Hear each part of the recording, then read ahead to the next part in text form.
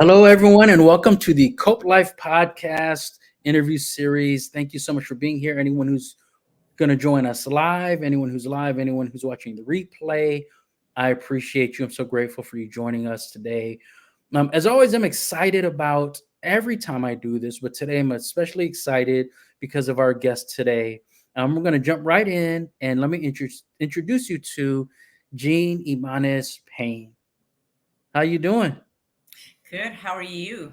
I'm doing very well, very well. So, I like to just jump right in with the easy question.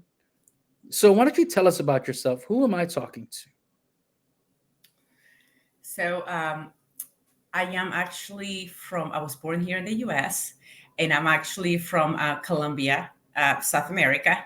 And I am the CEO of TI Verbatim Consulting. I'm also a Navy veteran and a proud mommy to an 11-year-old and wonderful husband and two four-leg animals. All right.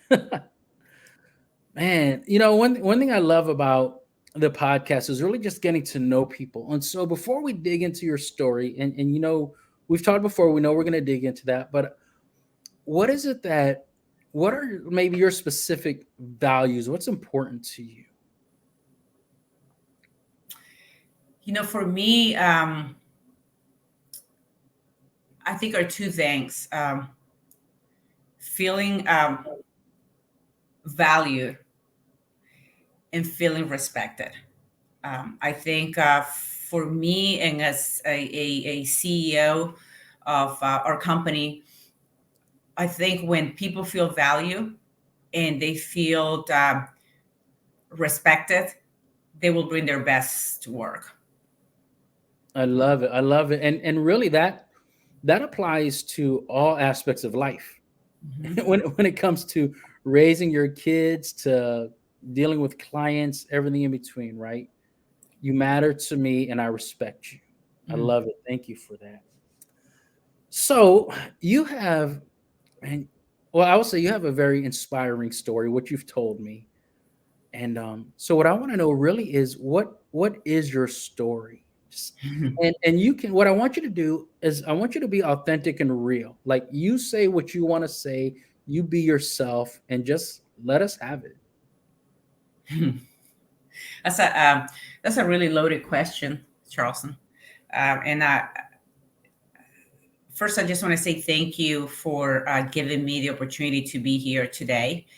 I had never been on any kind of platform to be able to talk about this, and I think the first time that I actually talked about it was not long ago in the LinkedIn post where I kind of briefly described kind of my story, I guess, without really going into any detail, particularly because often people will say, well, I want you to be vulnerable. I want you to be authentic. But do they really want to hear what you want to talk about? Right. And so thank you. Thank you for giving me the opportunity to be here today. So let me just kind of start from the very beginning and get to my story because I wanted to give a little bit of context and if anything else of anybody that is up there who has faced kind of any kind of trauma. I'm hoping that my words today will encourage people to speak up and to be authentic and to be vulnerable and to really know that it is okay to talk about it. So I was actually born in Colombia. No, I was actually born in Harrisburg, Pennsylvania. And often people will say, "How can somebody be born in Harrisburg, Pennsylvania, and have a funny accent?" So I actually went to Colombia with my father when I was 3 years old. My dad and my family came to the U.S. to basically work blue collar jobs, construction, and many other jobs. my dad and to earn enough money for us to go back to Colombia. And when I was 15 years old, my father basically said to me and my older brother um, that we needed to come to the US because the political instability that we were facing in Colombia. So anybody who's from Colombia will know the guerrillas, how horrible that is and was for many people. And my family was one of those impacted by that. And so my father sent me and my brother to the US to live with family members who have never met, really haven't really met, maybe seen them here and there a couple of times. And then I went to live in California, and I lived and from there, I always tell people I was sent in a Greyhound bus from LA at 15 years old to Valdosta, Georgia. And I went to 3 different high schools, and I was learning English. When I was 18 years old and graduating from high school, I was basically kind of asked by my relatives, so what are you going to do? What's the plan? I mean, I have no plan whatsoever. And I went to the Navy recruiting station and joined the Navy. And I spent several extra weeks in boot camp because I didn't speak English well, so I was held back to perfect my English a little bit more. And I'm still learning English today, Charleston. So don't use any slangs with me because I tend to visualize everything. So if you tell me it's raining cats and dogs, I'm going to be like, what do you mean it's raining cats and dogs? So I'm not really good with slangs. So anyways, I joined the military and went through boot camp. And my first station was Naval Puget Sound in Seattle, Washington.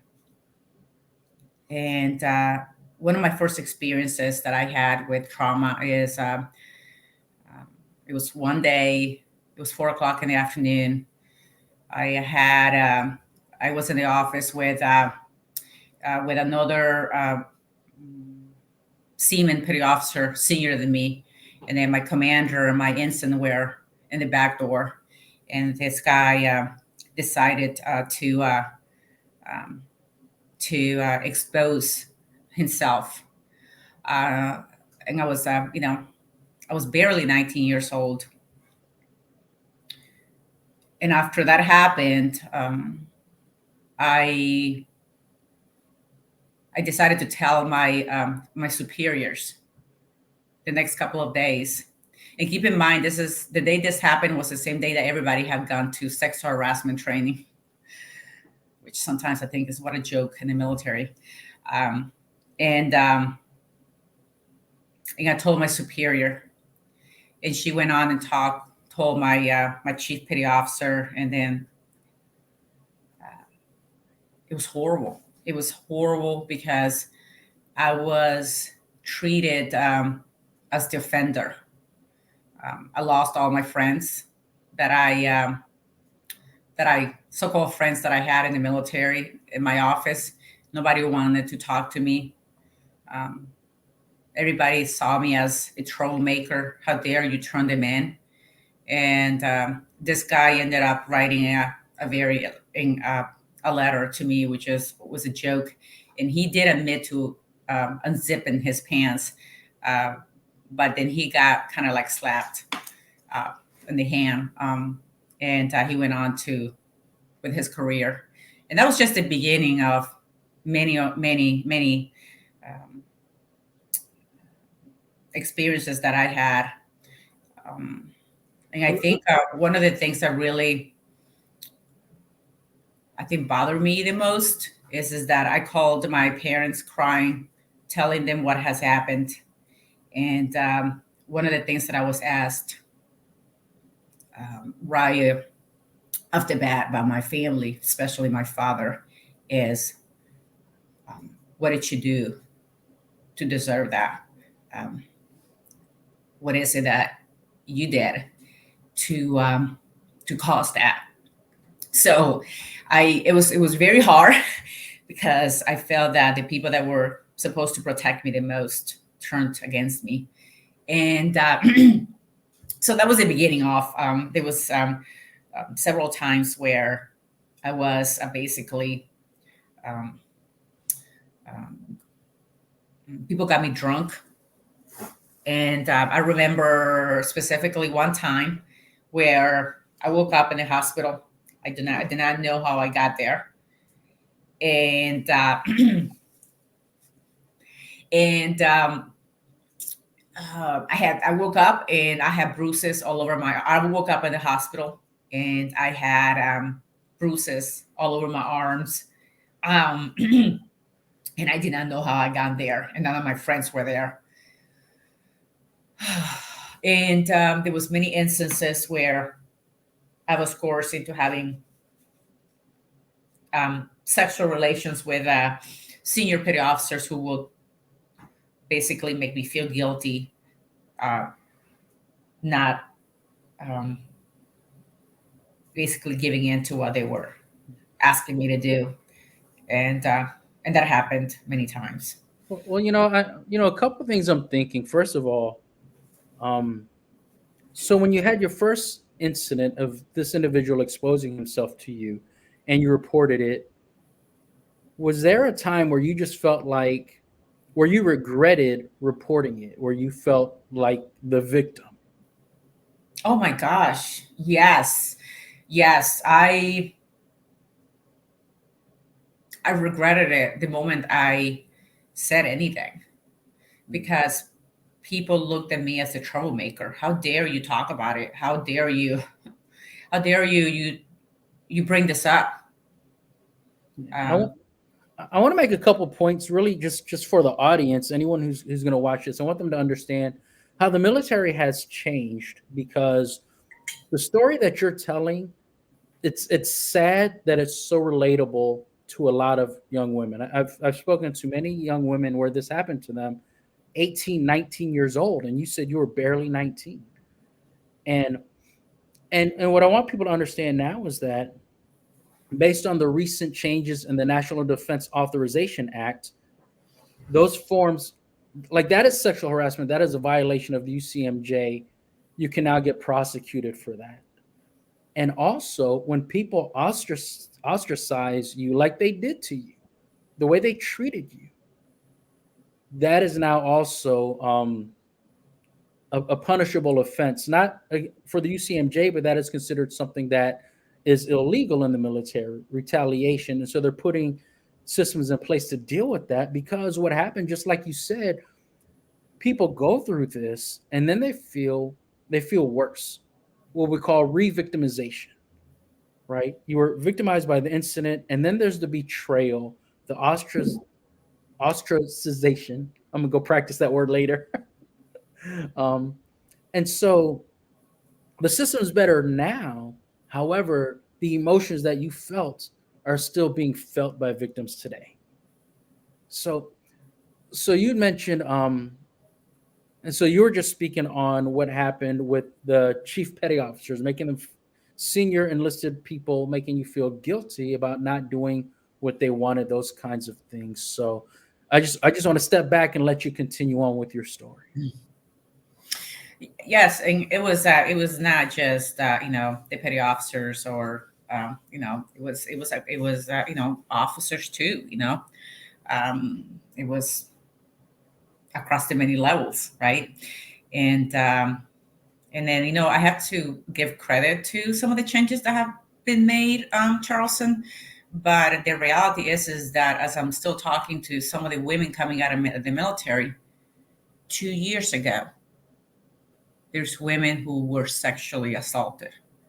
Um, and again, yeah, there's trainings and things that are being done, but the reality is that a lot of the times this behavior hasn't changed.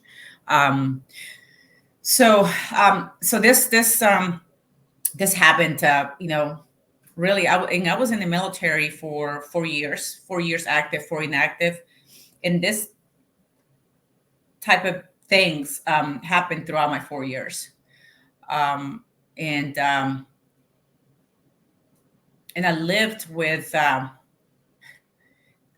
would say the consequences, right, of everything, the trauma that I went through, and suppressing all these emotions. And I never talked to anybody. Throughout the past, since 1996, when I got out, um, I was constantly with nightmares, um, teeth grinding, um, no trust, specifically,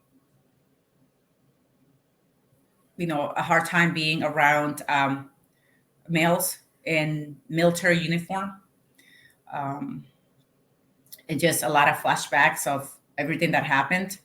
And it wasn't until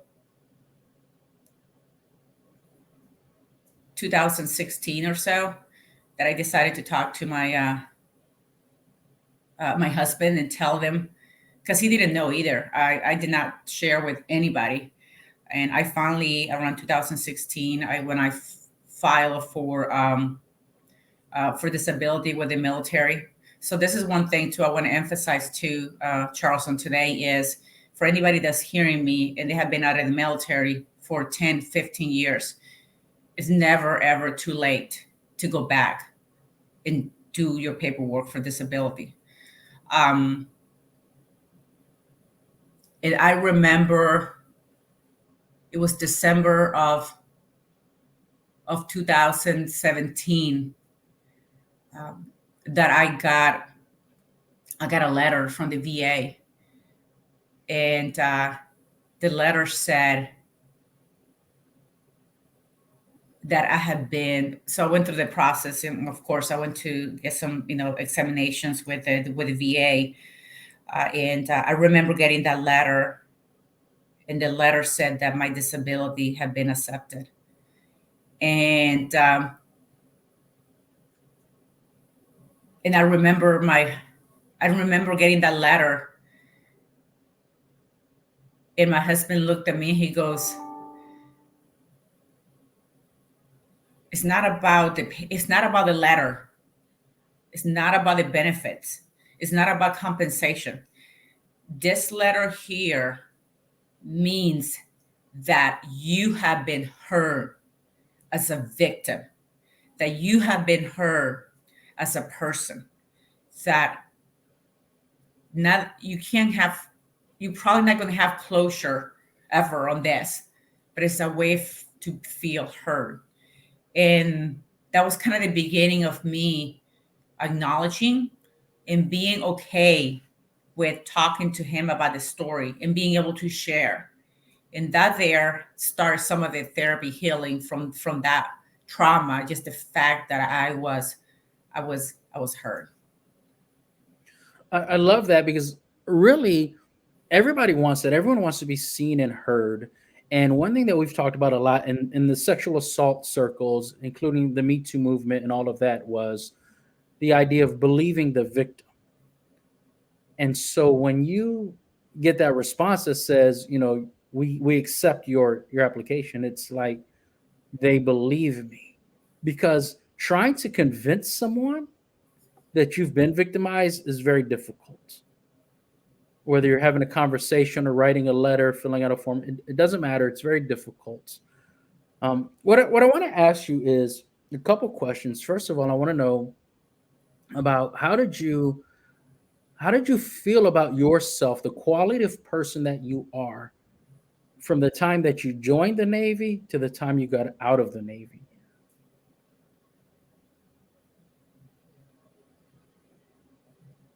I think I was probably at the lowest self-esteem point in my life,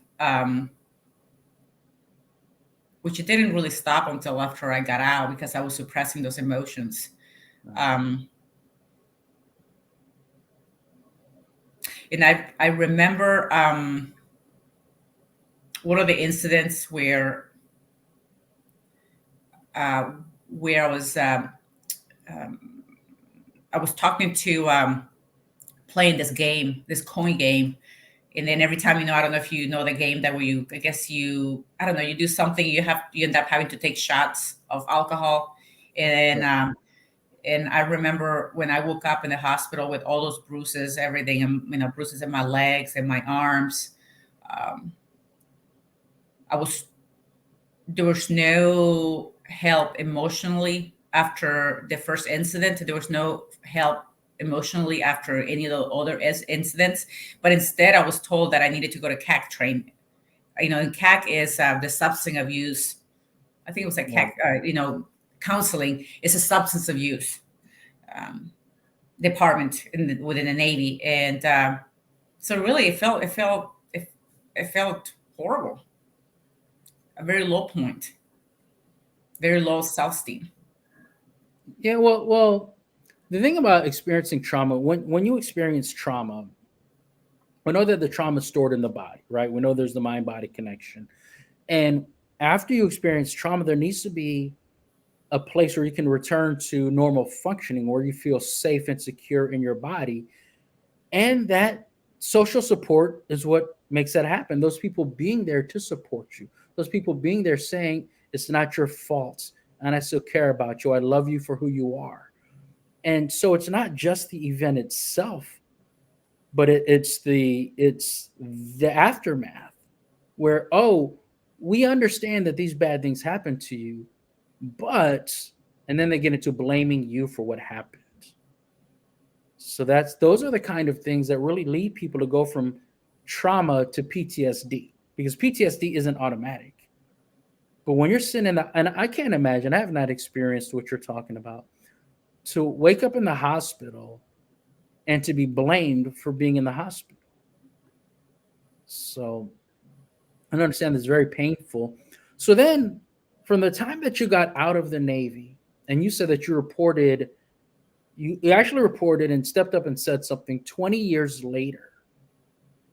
So, how were you able to really just move through life while suppressing that and keeping that a secret?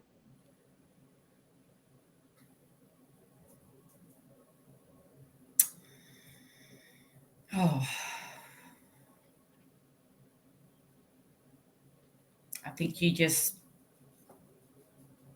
kind of pack it down there, right? Just pack it and don't deal with it. Don't talk about it. And Yeah, I just suppressed it.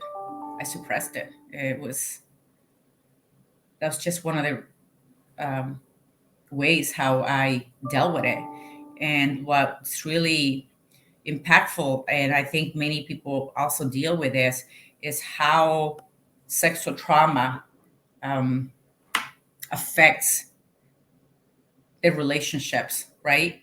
Not just your immediate circle, but just the relationships that you have with people. There's no trust, even people with the best intentions. There's no trust, and and um, and there had been many side effects, health side effects, Charleston, with even my health,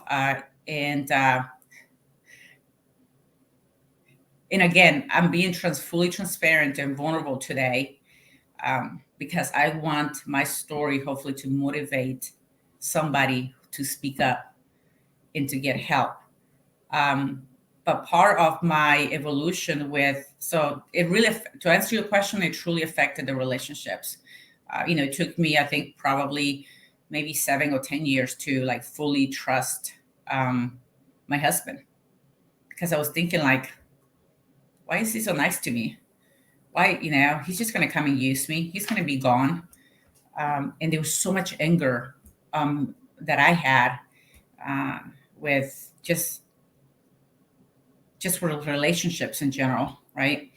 And yeah, so very, very difficult. And I'm still working on it. That's not something that goes away. Right. So when you're dealing with trust issues in relationships, and and not just intimate relationships, but even friendships, really anybody that you meet, um how did that impact, just that time period, how did that impact how you felt about yourself after years of having the same kind of affect towards other people?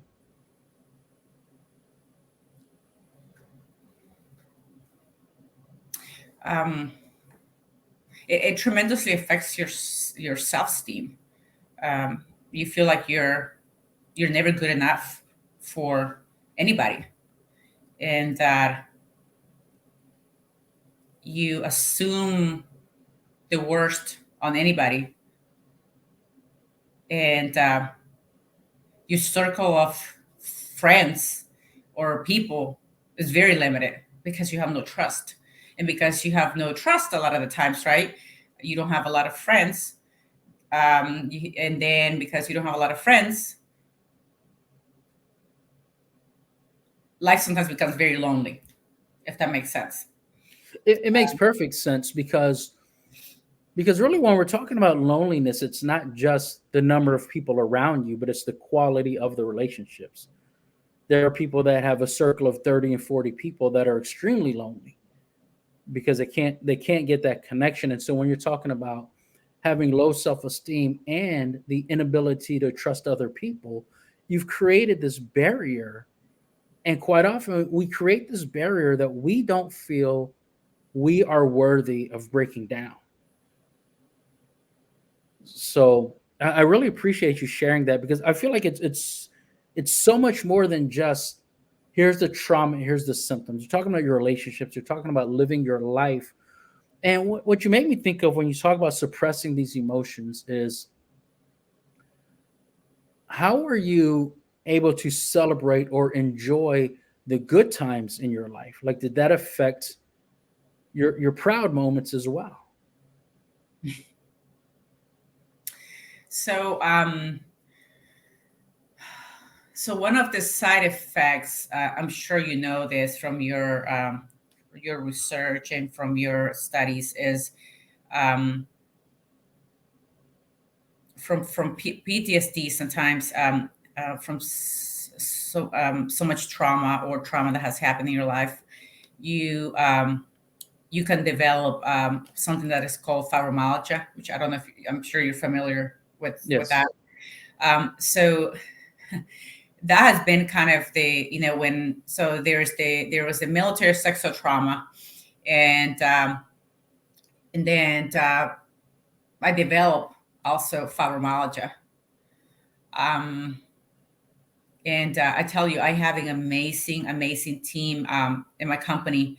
Um, and I know another person who is the who also has PTSD from military sexual trauma. She also has fibromyalgia. Um, so to answer your question, I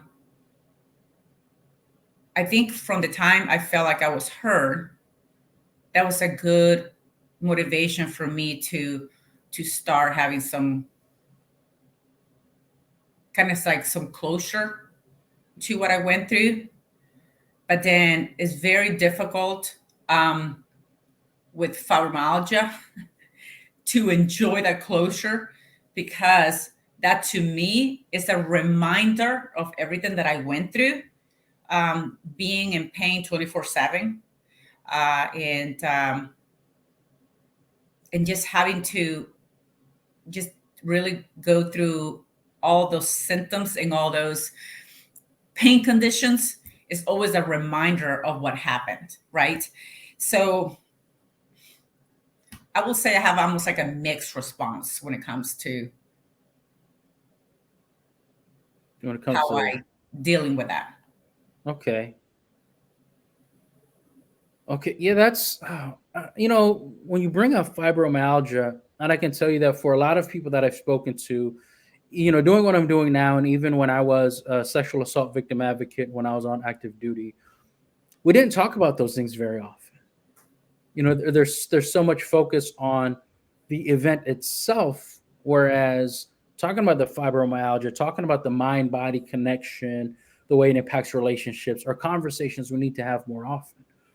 And that's why I'm grateful for you just being here today to talk about those things. It's more than just a one-time event. So when people say, why don't you get over it, or you should be over it by now, the truth is it's still impacting you now.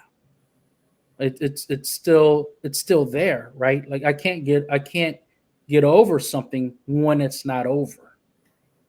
And so I appreciate you sharing that. The mind body connection is so, it's so amazing to me. And for you to share that, I hope that it really gets other people to realize that a lot of the things that they go through, the pain that they're enduring, it's not their faults. You're not weak. You don't have issues. It's not your fault. That is how you survived. That was your body's physiological response to trauma, right? You didn't have a menu of options. You're like, oh, let me choose this. It's my body did the best it could to survive. And so, speaking of surviving, so you went through that, and I can't even imagine, because the truth is, if you actually gave us real details about every event, this might be a 3-day conference.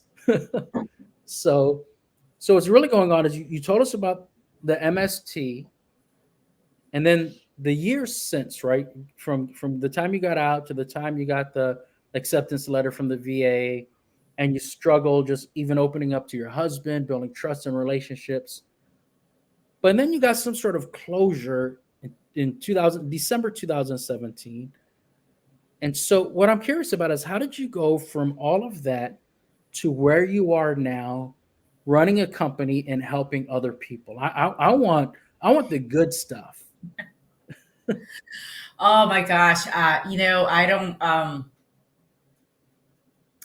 yeah. So I tell you, sometimes I don't know where it comes from. Maybe it's just from my family, my father, my mom, being so strong. I think about my mom, who, she was in Colombia with my father, and she was also sexually assaulted by the guerrillas in Colombia.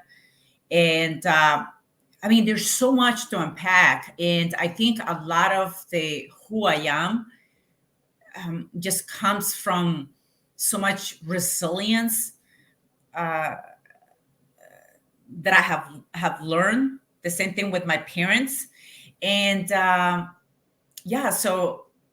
So I left the military in 1996, and I spent almost 15 years in the utility industry.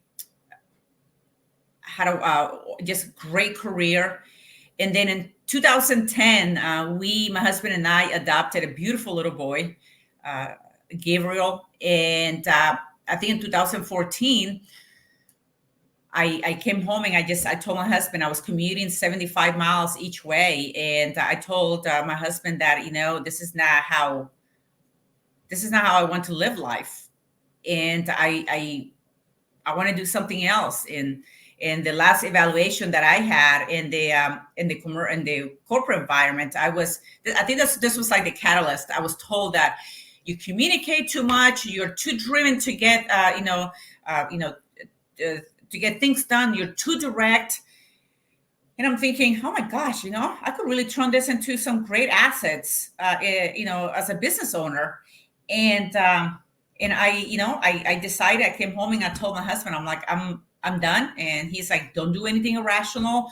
Just press on. It's going to change. And then I came home a couple of weeks later, and I quit. And I told myself, I want to create a work environment where people feel valued, they feel respected. But at the same time, I want to create an environment too where I can make a difference. right? Where I can feel that I can empower people to have psychological safety to talk to me, and so I created TIVC back in 2014, and our mission is to help people work better together. And what this company is doing, we come in and we assess workplace cultures. We do training and development. We do DEI services. But also what I want to do is to create a platform where I can be a voice to some of those people who have faced sexual assault, sexual trauma, and they have not been able to speak. And I want to use this platform to make a difference and to maybe have that one person that said, you know what, Jean gave me the courage to speak up. And that's kind of what I want to do. I absolutely love it because it's really the marrying of a couple different concepts, right? So there's the work culture concept, and a lot of the things that we see involving work culture, workplace culture, and so on, they're generic, right? We need people to cooperate better, communicate better, and so on. A lot of that doesn't take into account individual trauma, individual struggle. And you're able to bring that lens, you're able to look through that lens. And so when you say psychological safety, you're not talking about someone just who is, they're mad at their boss because of an evaluation. We're talking about someone that experiences trauma and they're in a workplace where they feel supported. When you experience any kind of trauma, loss, anything that really diminishes your self-worth, you feel alone in the workplace. And so what you're doing, and I love it so much, is you're fighting back against that for the individual and the culture. I love that. I love that. So when I think about that, I think about, of course we're talking about psychological safety and sexual assault, but you also mentioned DEI, diversity, equality, inclusion. Um, have you or do you have much experience dealing with people that feel traumatized in a kind of a, I can't even think of a way to say that, like trauma and discrimination together, right? If that makes sense. So can we talk about that for a minute? So one of the things that our company does is we try to offer kind of services that follow this cycle, right? Because it's really easy to come into a workplace and tell you the services that you need without having the information, the data to back it up. So what we do is we will come into organizations who maybe, they call us because the ethics and compliance complaints have gone up.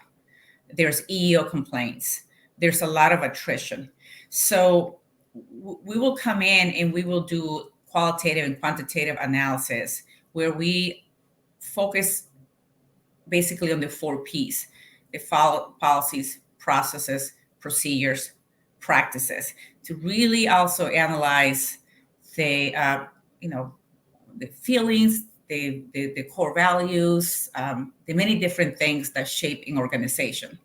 And so from there, we really take a look at the qualitative, quantitative, plus doing the focus groups, one-on-one interviews, and all that stuff.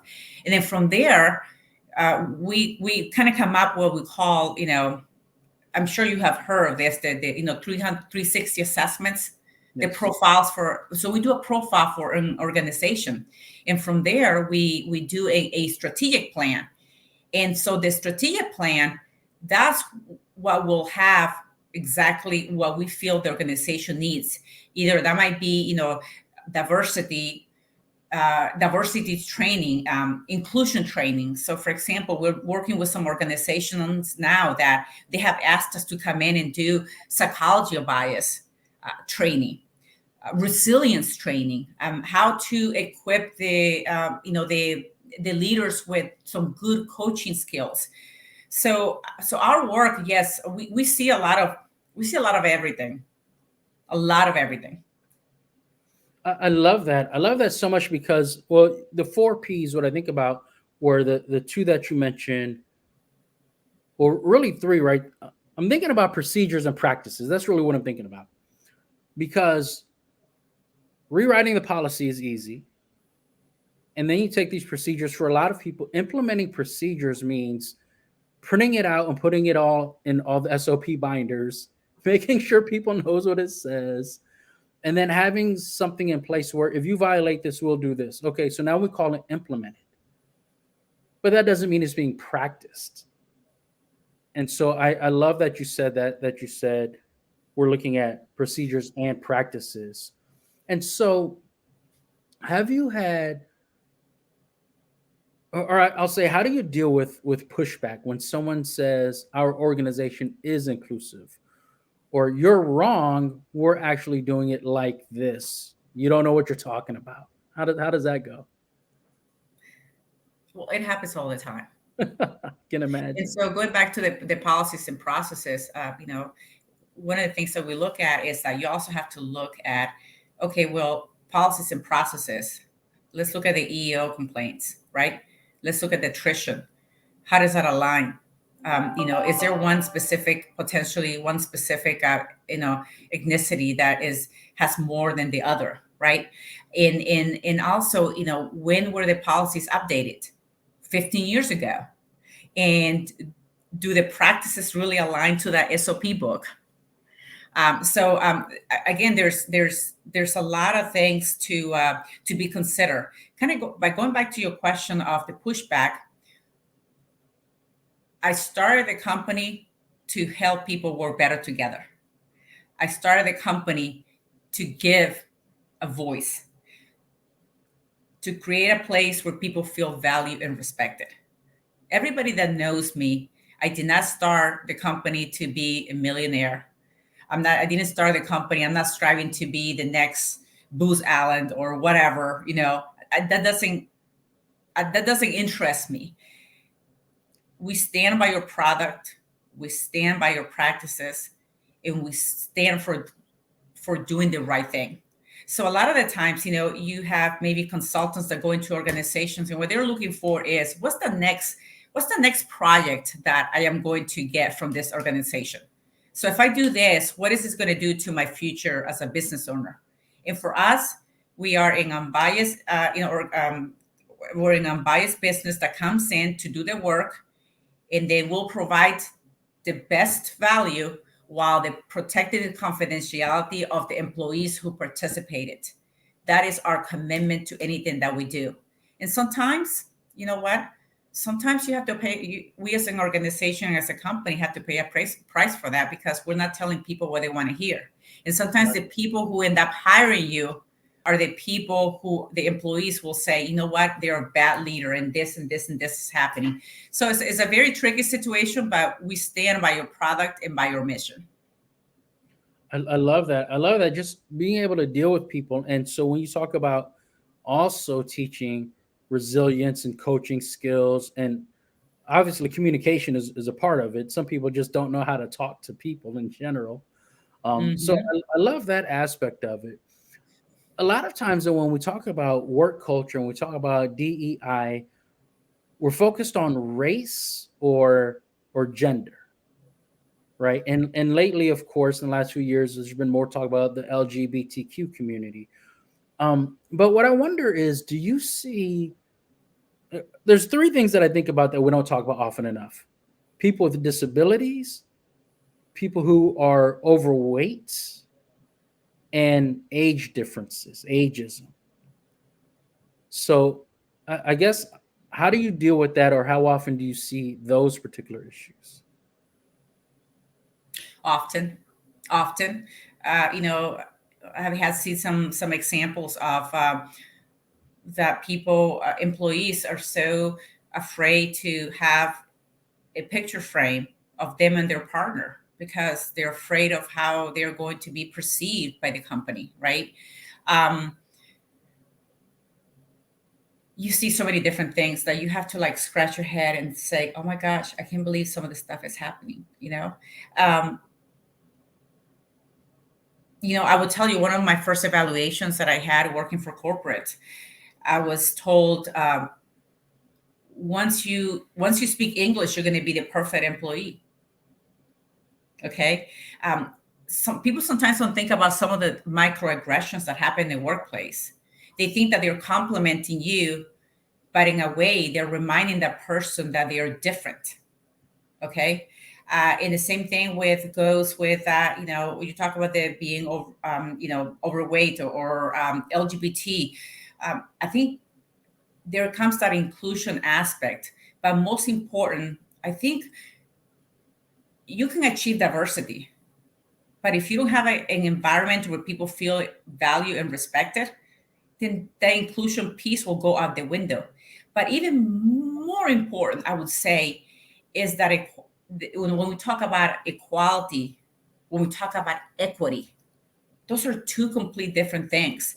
And then, somebody recently gave me an example about, you know, the equity piece, and I thought it was such a great example. Let's just take for example somebody with special needs, right? There's an opportunity that is open, but you have to go to a building, and you have to go to the second floor to apply.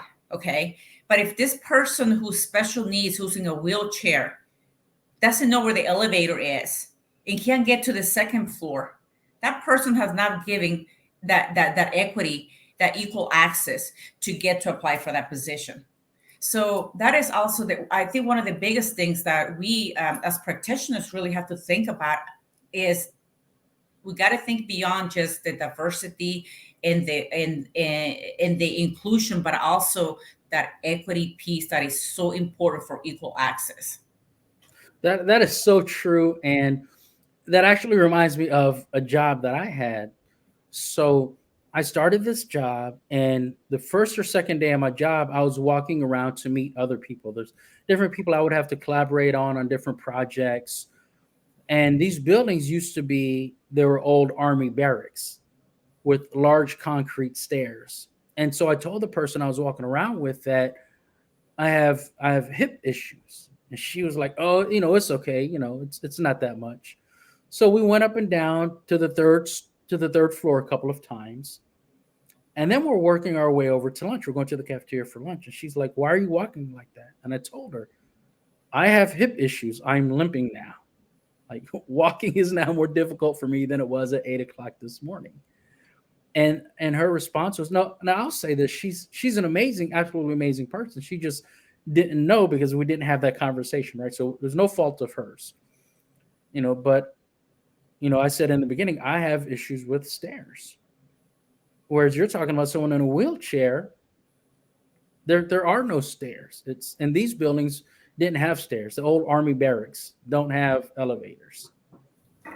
So yeah, that's exactly an example of exactly what you're talking about. Yeah, I have some Air Force units that maybe could use your help. Give them my Um, number. yeah, it's and it's wild to me when we think about it because you and I had a conversation before where we talked about policy, and when it comes to equity and inclusion, diversity, there's this goal to meet the minimum standards. So, what do you say to people who say we're meeting the standards, at least we're doing this? Like they're telling you they're doing enough. Hmm. I think that's one of the reasons why there is affirmative action plans now. I mean, there have been the companies that have more than 50 employees have to comply with. And I was always fascinated when people would say, I'm making good faith efforts to achieve that.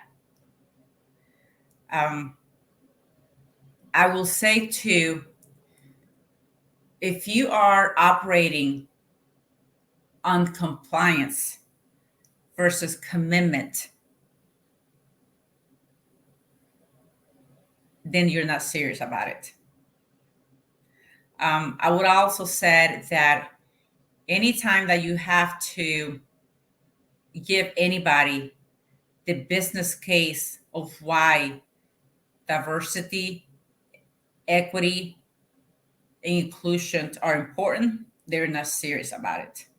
So I would, for anybody who does diversity, equity, inclusion, you have to have the commitment in that compliance. That is the only way how we are going to make a difference and get ahead and change today's environment. So, how does it affect the individual employee when they feel excluded and then something changes and they feel included? How does that impact their mental health, their commitment to the job? There's a sense of belonging. You know how today we talk a lot about the diversity, equity, inclusion, acceptance, belonging, because when when we feel, I'm not even going to say people, when we feel that we belong and we feel accepted and you feel included, I am going to bring the best to work. Yes. The best to work means engagement. 87% of organizations, 87% of the employees today are not engaged. That means they're looking for work somewhere else. Engaged employees equals acceptance and productivity. So when somebody feels included, they're going to give their best. I love it. That's absolutely right. And the truth is, everyone who's ever felt excluded knows exactly what you're talking about. I mean, it's we've all lived it. We've all felt both excluded and included at different points in time. And so, what I'm wondering, I got a couple last questions for you here. What I'm wondering is what would you say to someone who really experienced, MST or PTSD in the military, and they're transitioning to the corporate world, but they're afraid about, I mean, they're just afraid of the transition. They're afraid of not fitting in because of their military experience. What do you say to that person?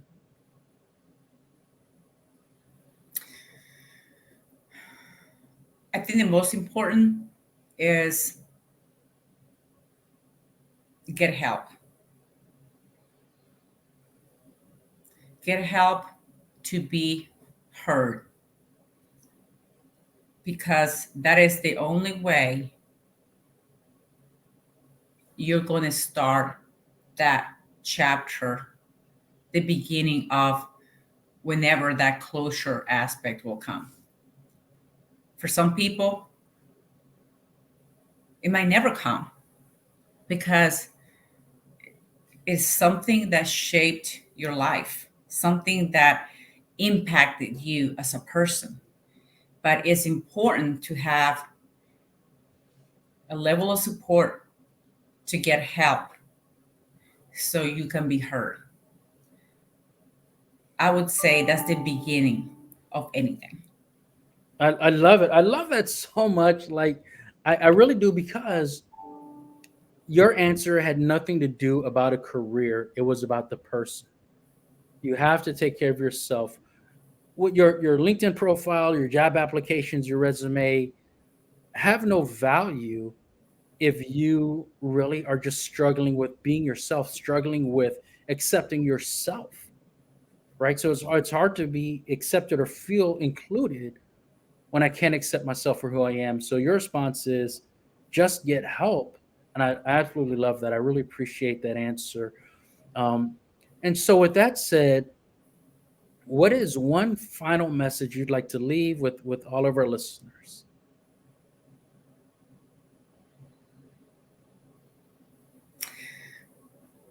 I just want to say that, well, first, I want to thank you so much for having me today here, but also to anybody who listens to this podcast,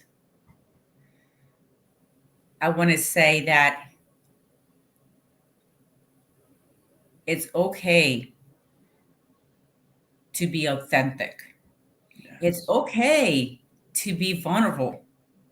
It's okay to tell your story. It's okay to get help. It's okay to say you have PTSD.